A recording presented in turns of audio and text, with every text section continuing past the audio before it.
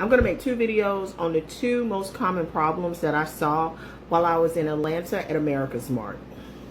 The first thing that I saw were brands, in particular new candle brands, because that's the business that I'm in.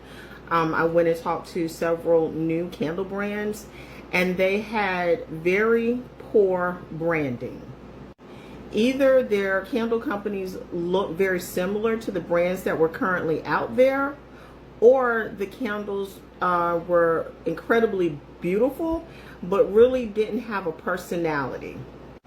So the problem with mimicking other brands is you get lost pretty much on the shelf when someone is trying to differentiate you from everyone else. So if I'm looking for your product and your product is not colored, because a lot of people don't color their wax, it has a white label in a clear jar with a script font, like I just described, I swear to God, about 80% of the candle brands that I see.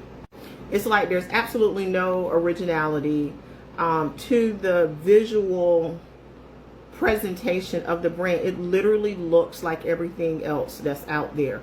And so there's really no reason for someone to choose to carry that line if they already have something that's very similar.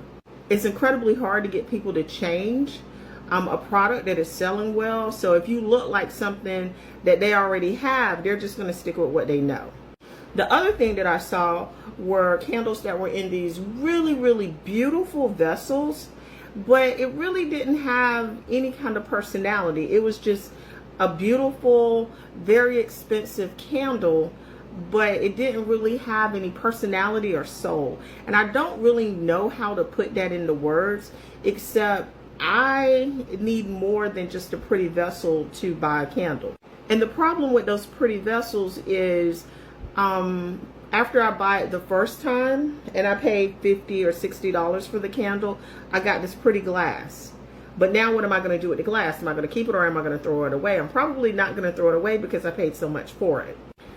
Then I do it again. Now I got two vessels. Then I do it again. Now I got three. Like at some point in time, I'm going to just go, oh, I'm going to just get something cheaper, because in my mind, I'm going to want to throw it away, but I don't want to throw these really expensive kind of vessels away. So there's a barrier to keep you from going back and continuing to buy that particular candle brand. So these are just two of the things that I notice most often. Either the brands were very bland and blended in, or they were incredibly beautiful, expensive, but really didn't have any soul or personality.